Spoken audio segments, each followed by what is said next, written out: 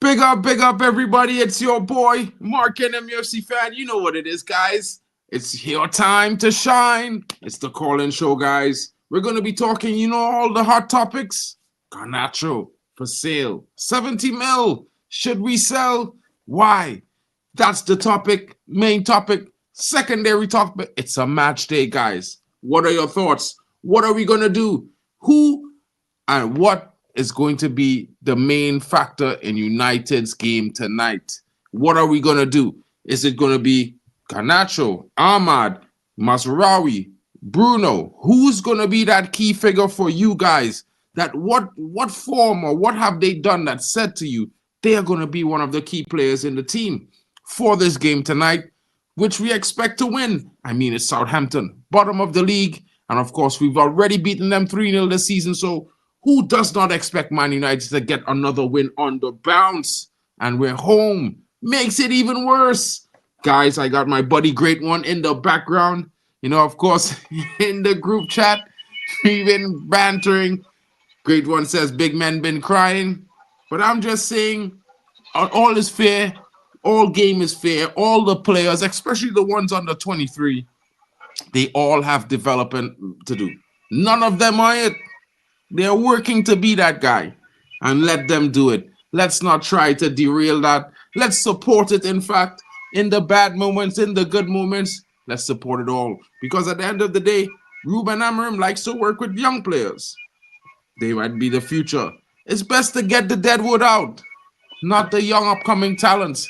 Of course, some of them might not be elite, but let's see where it goes before we say no. You know what I'm saying? Big up to everyone coming in. Big up to the Great One in the building.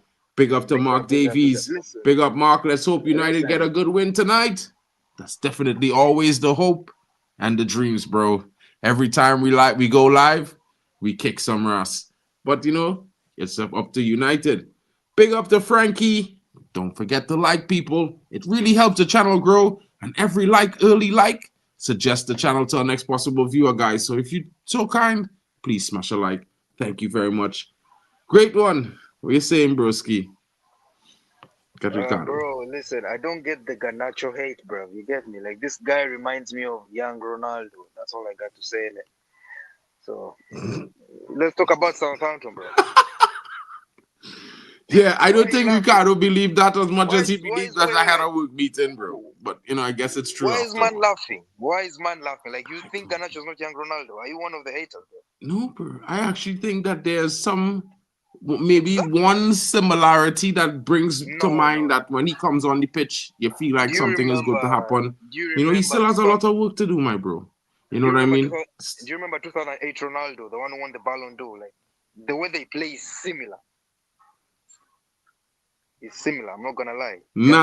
Nah, don't do me that, bro. Big up to Mark Davies in the building. Hi, everyone.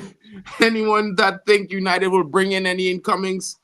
I mean, it's a difficult one right now, bro. I do think there's still possibilities. We still have at least, I think it's 12 days left in the window. Yeah, let's see how it goes, my bro. Let's see how it goes. More than 12, like 15. Yeah, my bad. Counting is not working today, yeah?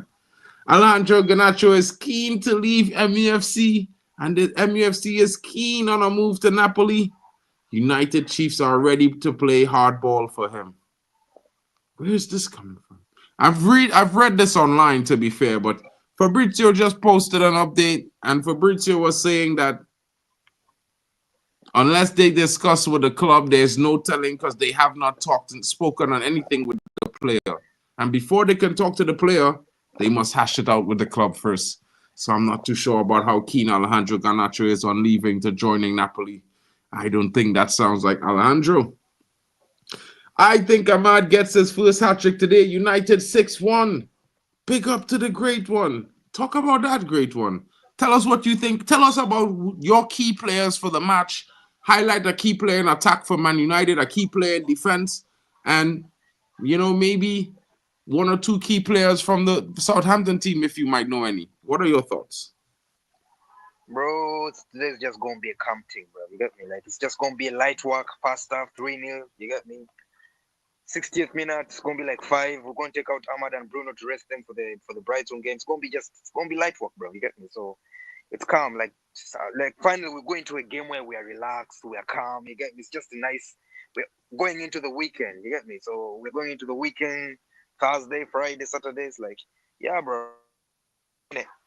I would love the clean sheet because I want Onana to get the golden glove. But otherwise, it's calm. I'm calm. I mean, I can't dispute you there. I feel like it's gonna be an interesting game because, to be fair, guys, Man United, we have shown an upturn in form in the last 2 or 3 games. I think the performances have been on an upward trend, regardless of the results. Especially the fight that we've seen in back-to-back games. Of course, it was Arsenal and Liverpool. You know, there's a lot of players who might be getting a chance in the game today. Different points, maybe as a starter or as a substitute. You know. Let's talk about Ahmad for a second because I think Ahmad, if he does start, he will be one of the key players in attack. But there are reports coming out that he possibly has a knock and he may not start today. What are your thoughts on that, great one? If he doesn't start, who do you replace him with? Who did you say, Ahmad? Yeah, Ahmad. He has a knock. Garnacho, obviously. Garnacho, Bruno. The same thing against Arsenal, but obviously put that wrestler back where he belongs, bro. In WWE ring, bro. Royal Rumble settings, bro. Bring in Zaxi. I don't want to see Brock Lesnar. I don't want to see wrestling, bro, against Southampton. You get me? So, and Zaxi played well in the first leg, the 3-0 win. You remember? He played well, so play him now.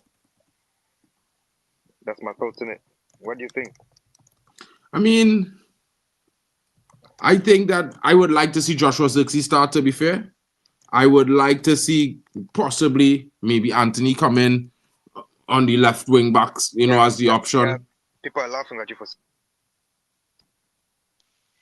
People are laughing at me. Yeah, bro. Yeah, it's crazy. What? Why are they laughing?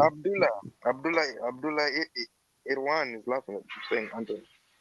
Yeah, I mean, big up to Abdullah in the building. I keep it real, guys. I keep it real. I am supporting this player this season. I picked him at the beginning of the season as a player I would like to support, the underdog. And whether or not he makes the starting lineup, I'm not going to complain. I will chalk that to him not doing enough in training and move on. That's how I just roll. So, yeah, bro. See Mark Davies coming in. Big up to Mark Davies. How you doing, bro? I'm fine, thank you. Not too bad. Everything's good? Yeah. How you feeling, bro? I know you're concerned about the transfer window. We are all concerned as well, but it's one of those things where we're all disappointed, to be fair, Yeah, I know. I'm having to get some incoming now. 12 days is too long. Oh, yeah. We should have been gotten some incomings. Big up to Ray MUFC in the building. Welcome to the stream, my bro. Hope you're well. What are your thoughts so far on the transfer window as we're going to discuss that?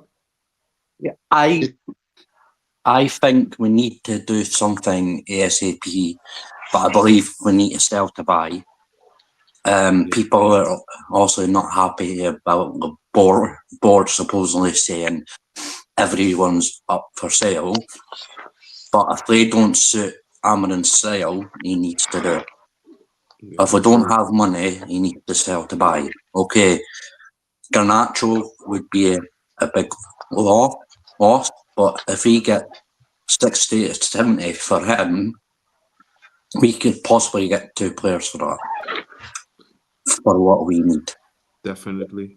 And if we got 70 million, we could possibly go and get, it's 1 player, Gyökeres right now. That would be nice. I mean, I'm definitely would like us to have brought in a more experienced striker this summer. Yeah. I mean, no shade to Joshua Zirkzee, but I just felt that we brought in a guy to develop in Hoyland the season before. He did okay to get 16 goals in all comps that season. But moving on from that, as a Man United fan, we're accustomed having a guy that could guarantee us like 15 to 20, 25 goals a season. I think that's too much pressure for Rasmus, and he's not used to it. And the pressure's getting to him. and he is performing, but he's not performing what Man United fans expect, and that's a shame. I think Amarin believes in certain players. He's came in, he's looked at the squad. As he said in his press conference, tonight's game would tell him so much. I don't think Garnacho will go, but I wouldn't be opposed to it in the sense that if we could get players to suit Amarin's style, then so be it. I don't think Garnacho really fully fits Amarin's style. And that's unfair on Garnacho and the Man United team. True, to be fair. You know, what are your thoughts on that great one? I think Ray raised a good point there, to be honest. I mean, contrarily, I kind of on the fence where I say originally, I don't think he suited the system because he's a traditional winger. But I think that's why we saw him having a lot of difficulty to adjust to playing a 10 role. But in the last two games, I felt like he's showing some signs of adaptability. And I would like to see a little bit more. I mean, for me, if he could continue to the rest of the season and make progressive adaptation to that style and that role, like he did from Liverpool and in this game recently against Arsenal, and continues to improve, even if we sell him in the summer, I think that adds to his ability as a player, adds to what he offers, and I think we could only benefit from that. I mean, realistically, we in a fifth or sixth rebuild in this moment, in the sense that we were trying to rebuild before with Ten Hag. That has failed, and now we move on to Amarim. So I feel like maybe the club this time having a little bit more patience with players and how they're working out this rebuild. I don't know how you guys feel about that, but I'll let Great One react and Mark Davies, and we come back to you, Ray. Yeah, exactly. Regarding Garnacho, like, I was impressed the way he played. Not even about the assist for Bruno Fernandes, but the fight after the red card. Like, after that, you have to fight, you have to defend, and I was happy. I was pretty impressed. Like, he can play wing back, you get me? So I was impressed with that aspect. He has played wing back before, and he did not want to defend. Like, I think it was some Europa League game. That's the game, the one before Man City where Amorim was Pilsen. Yeah, Pilsen, exactly. So I was impressed with the fight. Like, I was impressed when he faced, man, bro. That shy harvest in the chokehold. I was happy. I like that, bro. Because 2 weeks ago I talked about this. I was like, we're too nice. You remember? I said it in the comments, we're too nice. Back in the day, we used to be assholes. No one wanted to play us, man. You get me? And now it was Arsenal and Newcastle are not the nice guys. And I was happy that we played Arsenal and we were kicking them, we were bullying them. You get me? That was like the old days. We left the game, and you get me, and Gabriel like tried it with Maguire. Maguire's like, you're not doing this today. You get me? Pushed him. I was like, move, man. So that part of Garnacho, I'm happy. The technical bits, I'm going to give him a bit more time. Like I said, it reminds me of young Ronaldo. So yeah, that's it. Mark, what your thoughts is on Garnacho? I mean, whether you like him or not, how you feel in this current moment? I like Garnacho. I really like Garnacho. He's a quality player, skilled player, really good on the ball and everything. But last two games, he's got two assists, and I would keep him for the time being. If Napoli come in with a good bid, about 70 or 80 million, I think he'll go. But at the moment, 59 million, no, keep him. Okay. Sachev, I see you now popping. I don't know if you're here. I see the mic flickering. What your thoughts is on this? Because I don't know. I kind of stand in the either or category right now. Where I stand on Garnacho is I think he's a good player. I think I just think his recent decision making has been a lot improved as compared to last time. So I think I'd say I give him till the summer, just to see whether like whether he's going to fit into the system or not. And Yeah, for me personally, I would say maybe. I think, you know what, uh, as much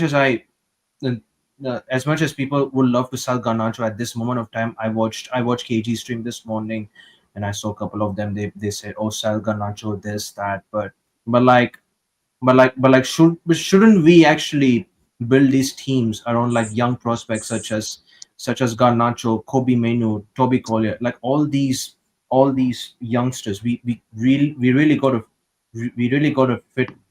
We got to really build this squad like amongst like around those youngsters. That's what my thoughts are. Okay, well, I hear that, bro. Like, to be fair, I think, even the Ineos had said that when, remember that game when Kobe Menu scored and Garnacho scored, no, and Hoyland scored, I believe, with the assist from Garnacho. They all sat on top the side of the pitch and took that picture, and they were like, this is the future of Man United. These are the untouchables. These are what we are going to develop and build the team around in the future. I mean, of course, things change, times change, different coach, new Yeah, absolutely. direction, Yeah. all these things happen. But, currently I feel like we have other options. We need to be a little bit creative with the window. I think as fans, we need to be a little bit patient as well, because it's hard to say it. It makes me feel like I lower in my standards a lot when I say it, but I think about it in the perspective that we have not been performing well for near a decade. We haven't been winning Exactly. titles 100%. consistently. We haven't been Absolutely. competing for top four consistently. It had 4 or 5 seasons that we were there, but the other seasons we dropped off slightly. And, it's always that up and down, up and down. And yeah, I Exactly. don't like losing.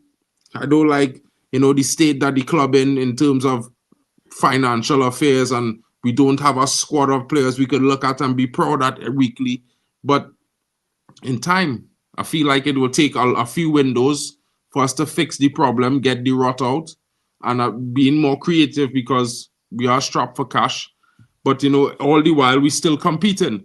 And if we could like focus on some of the smaller steps, like win the small cups, win the Europa Cup, win the FA Cup, all the while building up to win the league, I think we'll be stronger for it going forward.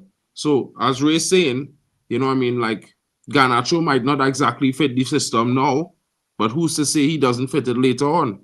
I think like a mistake Ineos made is bringing Amarin in during the season. I think if Amarin had a pre-season, we would be in a different place now. 100%. I think that's my personal opinion. 100%. I generally think everybody on the panel agrees with you there. Yeah. Even me. And that's to say that, I was backing Ten Hag to the hill, and I thought we should have given him at least until the end of the season, because Ten Hag's not a bad manager. I just think he was out of his depth, and he was like a deer in a headlights. He can't deal with it. Amrin, I think he's the ruthlessness Ten Hag needed, if that makes sense. He doesn't beat about the bush. I feel it's not the ruthlessness, but I feel it's the way he deals with the things is different. I feel like the way Amarim deals with things in general is a different level. And when I say a different level, I don't mean like generally Ten Hag can't do it. I feel like when it comes to interacting with English speakers, he doesn't have the vocabulary to really give you the understanding and get his point across. So I think that was one of the major problems, because not to compare them really, but in terms of the negative sides on what they have noticed and what they said are the problems, they said the same things. I think what shocked everyone, and it even shocked me, the way and how professional Amrin dealt with the Rashford situation and dropped him. I don't think anybody expected that, if that makes sense, in the sense that he's English and he's like English, or he's this, he's that, he's next thing. And Amrin dealt with it, dropped him, and people are like, wow, didn't expect that. And ever since then, I think he's gained a little bit of respect from not just the Man U fans, but the media as well. Yeah, he probably even gained some respect from some of the players, because let's be honest, while they have a team of players, they are co-workers, and their industries, you're competing with some of your co-workers, because eventually you are trying to take one of your co-workers' job as the starter. So Yeah. I look at it from the perspective and say, you know, for me, there are some players there who felt like they should be getting more starting minutes over other players. Maybe they are right. We will only left to be seen as the season comes to an end in the next couple of months. Could I make a statement that's kind of out of the box? Yeah. I believe in my heart of hearts, if Sir Alex Ferguson was still in charge right here, right now, Bruno Fernandes would be out that door because of his attitude on the pitch.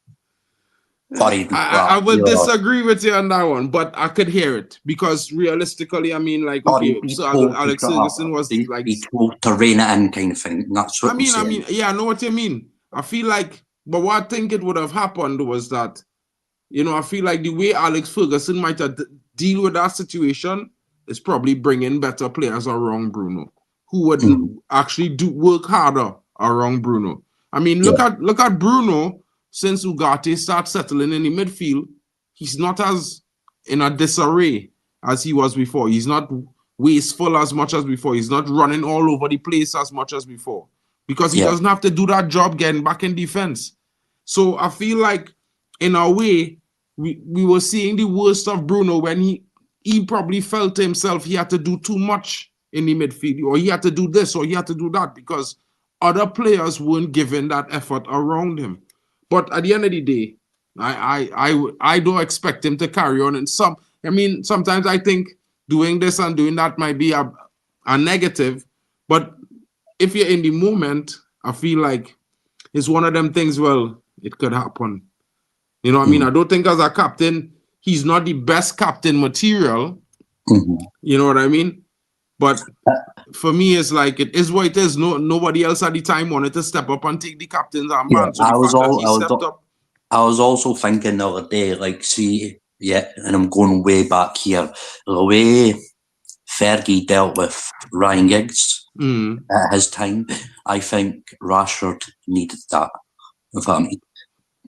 But he didn't get it. I think he needed protection. He needed brought in and say, you're okay. Here's the right things to do. This is the wrong things you're doing. But he never got that, sadly. True. I mean, it is what it is with Rashford, you know. I mean, like, for me, I would always try to help. I always want to see players succeed, no matter what, because at the end of the day, to play for Man United, you have to have a certain level of talent and ability standard. Let me just get that out of the way. I don't want to see the brother fail, but over the last 4 years, for me, he was not showing that drive that told me he's going to take it up levels. I was actually shocked when he scored the 33 goals that season. I was celebrating them, but I was shocked. I'm being honest. But since before them, I was hoping that he would have been moved on. If he's going to be moved on this summer, I think it will be a breath of fresh air into the team, because as the most senior player in the attack of the team, after spending 9.5 seasons thus far in the senior team, I think is really his responsibility to lead the line going forward, because we have young attackers playing with him. Could I ask your opinion on something else as well, sorry, to do with Rashford? In the past seasons, there have been rumours that Rashford played hurt, he's played injured, he's played so many games. Do you think that is now hurting him now at Man United? I would like Great One answer this as well, and the other guys on the panel answer that question as well too, because I feel like everybody should have an opinion on that. But I'll just go as far to say that I think, all in all, as a professional, and I've always based everything off of Ronaldo. I'm not saying because anyone on his level, but what I'm saying, he is our benchmark at United for excellence. He came here as a young guy. He worked extremely hard. He kept his head down. Of course, he had mistakes. He made mistakes, but he worked through them, and he kept pushing himself to higher levels and higher levels. And this is what I would expect from our academy graduates, especially our academy graduates, because they have a benchmark. They saw it. The history is there. Players like Paul Scholes, Paul Pogba, these guys walked out of the academy, Ryan Giggs, and took it up levels every season. So they have an example. They should be following it. Yeah. Great one. What are you saying? You there? I think. Hello? What are you saying, Mark Davies? What are your thoughts on that? Well, I'm not a lover of Marcus Rashford. I'm not a lover of Marcus Rashford, really. The way he's been played lately, you know, I know he's not been played for 6 or 7 games, but I'm not a big fan of his. I hope he does go to AC Milan, and I only get option to buy, and that's it really. I don't rate him. Fair. Is that fair? That's fair. Kenny, your thoughts? On who, Rashford? Yeah. You know, Ray was asking. You know, he's played a lot of games in his young career. He's 27, of course, but you know he's played over 200 games for United. Is that something? So over 300. Is that something that could have be affecting him? Should he have done something about that? What are your thoughts? No, I don't think it's sort of like it. It's sort of like a lot of games he played. I think if you see like over the season, or like I would say like over the season on the basis of that, I just don't think like he's that consistent enough to basically take us to the next level. If you know what I'm saying, like I remember a few years ago. Few years ago, like when I heard you for the first time, when you used to talk about Rashford and stuff like that, then that it kind of reminded me about how really inconsistent he was during that time. He was under was it under Jose Mourinho, even like Ole Gunnar Solskjaer, even some of the games that like when we needed him. I remember the games when okay, we were supposed to win games and stuff like that. He wasn't there. He wasn't there when we needed him. Like I don't think he's that of a talisman. I like Rashford, and I and most of us do want him to succeed. I just don't think like he's that committed to play for this football club. I don't think he's that interested to play, and I think like he just said before, he wants a new challenge. So be it. So be it. So be it. Great one. Any comments on this? Bro, regarding Rashford, listen, I was a Rashford fan. You get me? So the game I turned on Marcus Rashford, and I've been on his back ever since, was the Europa League final. No one notices or ever brings it up, but we were like on the ascendance, like towards the penalty, and I think we could have won that game in normal time. Pogba was like growing into the game, like I think we're going to win the game. Ole puts up Rashford's number to take him off. Rashford refuses to come off. I remembered he basically took off Greenwood, and he still no, he took and off Rashford Pogba. was still. He took off Pogba, and I think Pogba and Greenwood. But Pogba was close to the pitch. In fact, Pogba was on the side drinking water, but because Rashford refused to come, it was like it took 2 minutes. No one ever brings it up. It took 2 minutes. Rashford refused to come off the pitch, and then Ole just turned to Pogba and is like, and Pogba was like, Pogba just stood. He was like, what? I remember that. Exactly, he watched Oli there with the bottle in his hand, like, what? Exactly. That's the game I turned on Marcus Rashford. Ever since then, I've been on his back. When he scored those 30 goals 2 seasons ago, I wasn't impressed, bro. I've not been impressed by Rashford ever since. Like, I don't back the guy. All the things KG says that when you meet up with him, he doesn't even want to say hello. I believe them. Because before that game, that was the season where Rashford was actually good. Before the back injury, you get me? And then obviously he had the injury, he had the surgery, COVID happened and he returned. I think maybe a season later. Yeah. But the season before, where the one of Mourinho's last season and Ten Hag's first season, not Ten Hag, Ole's first season, he was good, bro. He was electric, bro. It wasn't about GA. He added more to his GA. Marcus Rashford was electric. But after that, he fell off a bit because of the injury. And then when he did that, that's the moment I turned on him. Not because he was trash, but because he disrespected Ole, bro. And ever since then, that's why I'm not surprised when people say that he disrespects Ten Hag. He has had a problem with every manager. No one brought it up. The United stand. No one brought up that moment that he refused to come off the pitch. No one ever brings it up.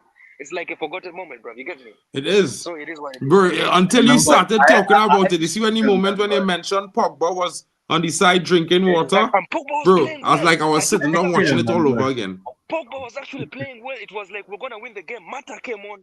We're starting to attack. Rashford was not good in that game. His number comes up, number 10. He refuses to come off the pitch. That's the moment I turned on Rashford. When I Pogba remember came that off the moment. pitch, Pogba was drinking I was water and then he dropped the bottle like, huh? Exactly. Exactly. Bro. But last question, guys. Because we definitely going to have a big long stream tonight. Of course, you know, is the watch along coming up at 8 p.m. UK. I hope you guys will be here to join us. You know, Manchester United takes on Southampton at home. But last but not least, before you guys go, right, I want to ask you all 2 questions. This is going to be one. I'm going to leave this on the screen. But I'm also going to bring this in because I wanted to ask you guys what you guys think about the starting 11. I want you guys to name 3 players that you definitely want to see starting in this team tonight, right? Guys in the chat, please help us as well. I want you guys to identify 3 players that you would like to see starting in this game. And you 1 in attack, 1 in defense, and 1 in midfield, right? Now, let's see what you guys are thinking in the chat. Let me know in the comments, guys. Come on. You know. Ooh, we'll talk about that just now too, Araya. So, Mark Davies, 3 players that you think you would like to see start this game tonight. Certainly to start up front. Ugarte if he's playing. Yep. And what do you say, another defender? You'd have Euro, Martinez, you'd have Delit, Maguire, you'd have Delo is out, so the only other option is Mazarawi, I believe. Matsurat said they're my 3. Mazarawi, cool, yeah. Cool. Big up for that. Kenny, what are you saying?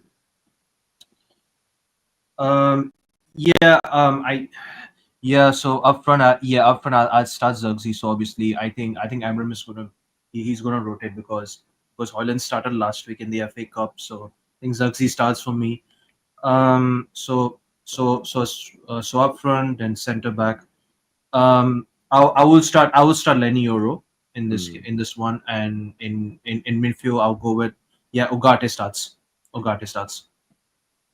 All right, cool. Big up. Great one. Big up to Erik Ten Hag. Have a safe journey to OT, bro. Big up. Let Peter. him have it, my bro. Big up. Great one. Me personally, I'm going to count the wing backs as midfielders this game because obviously going to be attacking, innit? So forward, I'm going to go with Zirkzee. Midfield, I'm going to go with the wing backs. And then defense, Lenny Euro. That's it. Yeah, interesting starting lineup, I can say. I think we had the same kind of idea, you know. Yeah. Big up to Craig Walby in the building. Long time no see, bud. So this surely Anthony plays today. Surely with the yellow red card. But I hoping, bro. Like, to be fair, I actually hope, you know, when I created my thumbnail today, I was like, surely you must get a chance today, bro. Surely. You know, so I put Anthony on my thumbnail today. So Delit, Ugarte, and Højlund is the 3 that Craig Walby would like to see. That's a good lineup, you know. Strength in the back, a bruiser in midfield, and pace and power up front. You know what I mean? Big up to Rick Hepner in the building. I'll give you guys my 3 starting players. Obviously, you know, I would like to see Anthony get some game in the wing-back position. I actually would like to see Ahmad start in the 10, being very honest.